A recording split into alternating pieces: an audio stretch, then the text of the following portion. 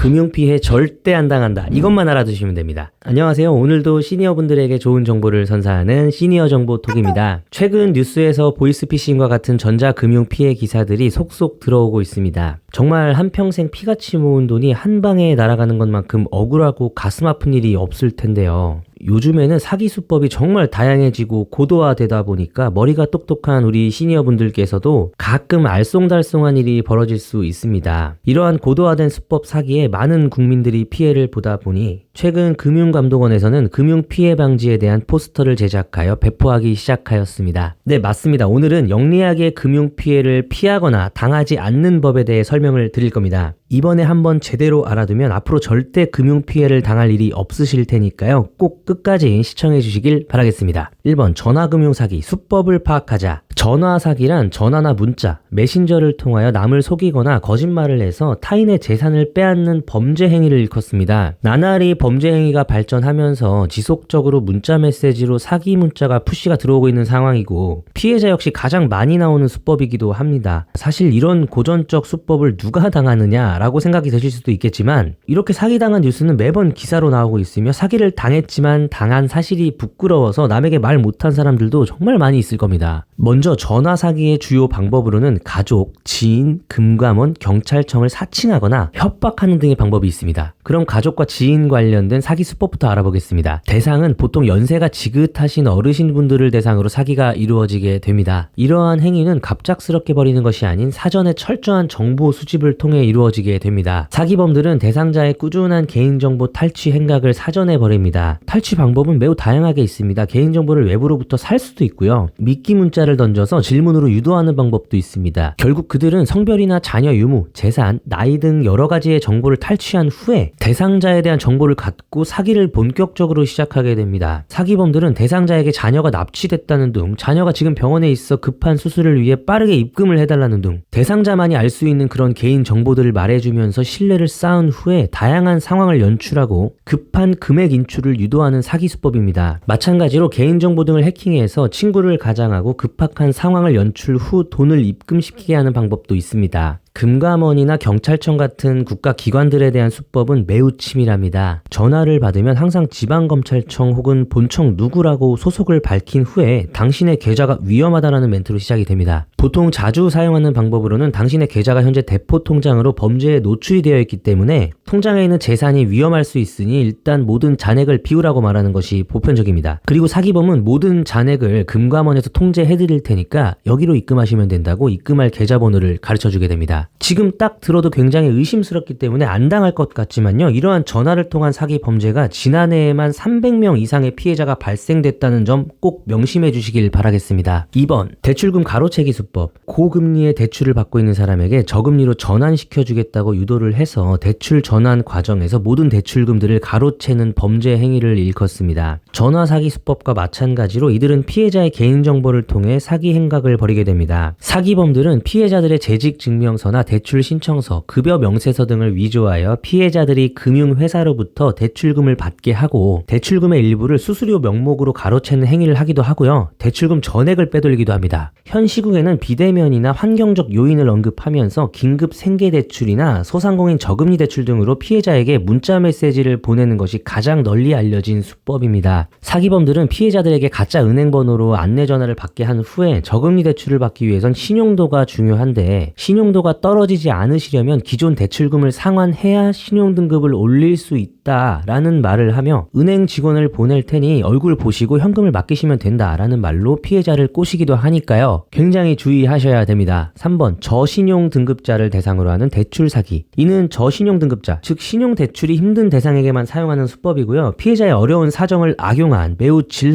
나쁜 범죄 행위이기도 합니다. 먼저 범죄자는 신용등급이 낮아 대출을 받기 어려운데 우리가 대출을 해주겠다라고 희망 유도를 하면서 선입금과 대출 보증보험 등의 금액을 금액을 요구하게 됩니다. 여기서 한 가지 알아두셔야 할 점은 신용 점수 조회를 자주 하게 되면 신용 점수가 떨어진다라는 풍문이 있는데요. 이는 사실이 아닙니다. 이건 범죄자들이 많이 사용하는 방법으로 잘못 알려진 사실입니다. 범죄자는 이렇게 말합니다. 신용정보 조회 기록이 너무 많으셔서 점수가 굉장히 낮아지신 것 같다. 조금의 입금을 통해 어느 정도 점수를 올리고 난 뒤에 대출을 해드리겠다라는 사기 수법을 사용하기 때문입니다. 4번, 스미싱과 파밍과 큐싱. 단어가 영어이기 때문에 매우 어려울 수 있지만 의미는 간단합니다. 스미싱은 악성 링크를 문자 메시지로 보낸 후에 피해자의 핸드폰에 악성 어플리케이션 또는 전화 유도를 통해 개인정보를 탈취하는 행위를 말합니다. 파밍은 PC나 휴대폰을 통해 악성 코드로 감염시켜서 정상적인 홈페이지를 방문하더라도 사기범이 미리 만들어 놓은 가짜 홈페이지로 자신도 모르게 연결되게끔 하는 수법이고요. 마지막으로 큐싱은 신종 사기 수법으로 QR코드를 통한 개인정보 및 금융정보 탈취 행위를 말합니다. 최근 기승을 부리고 있는 신종 사기 큐싱 사기 수법에 대해 조금 더 말씀드리겠습니다. QR코드라고 들어는 보셨죠? 격자 무늬의 2차원 코드인데요. 보통 마트에서 물건을 사거나 책의 뒷면 혹은 홈페이지의 가입 링크를 안내할 때 사용되기도 합니다. 이 QR코드는 편리하기도 하지만 위험하기도 한 양날의 검인데요. 큐싱 사기 수법은 보통 직접 사기를 벌인다기보다는 최종적으로 피싱 페이지로 넘어오게 하기 위한 일련의 과정이라고 생각해 주시면 됩니다. 범죄자들은 먼저 QR코드를 통해서 피해자들에게 특정 URL을 문자로 발송합니다. 이때 사람의 심리는 QR코드를 보면 어떤 것인지 궁금해서 찍어보게 되죠. 범죄자들은 이러한 심리를 이용해서 사기를 벌이게 되는 겁니다. 이 QR코드에는 가짜 정부기관 및 가짜 인터넷 쇼핑몰, 어플리케이션 등 여러 가지의 통로로 이동을 하게 되는 거죠. 피해자들은 이 가짜 URL과 앱을 통해서 개인정보를 입력하게 됩니다. 이 수집된 정보들을 기반으로 범죄자들이 여러 가지 피싱에 들어가게 되는 겁니다. 주의하셔야 됩니다. 5번, 금융사기를 방지하기 위한 8가지 예방책. 집중해 주시면 빠르게 말씀드릴게요. 금융사기를 방어하는 방법은 매우 간단합니다. 첫 번째로는 사실 인지입니다. 그 어느 정보기관도 어느 민간기업도 대출을 명목으로 선입금이나 보증금을 제시하지는 않습니다. 또한 은행 직원이 개인 집을 방문하는 일도 없고요. 나의 개인정보를 미리 얘기하지도 않습니다. 이러한 사실을 먼저 인지하는 것이 중요합니다. 두 번째로는 특정 문자 내용 주의입니다. 우리가 속기 쉬운 서민금융진흥원 대출 광고 문자나 누구나 대출이 가능하다,